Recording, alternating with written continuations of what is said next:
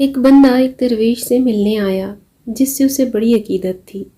کیا دیکھتا ہے کہ درویش ایک ریشمی کپڑے کے بنے خیمے میں قیمتی قالین پر بیٹھا ہوا ہے۔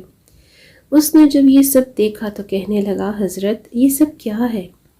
میں نے تو آپ کے زہد و توکل کی وجہ سے آپ کا مرید بننے اور ترک دنیا کے لیے آیا تھا، لیکن آپ کی یہ شان و شوکت دیکھ کر میں تو مایوس ہوا ہوں۔ درویش نے کہا، چلو میں سب کچھ ترک کر کے تمہارے ساتھ چلتا ہوں۔ یہ کہہ کر درویش اٹھا اور اس کے ساتھ چل پڑا۔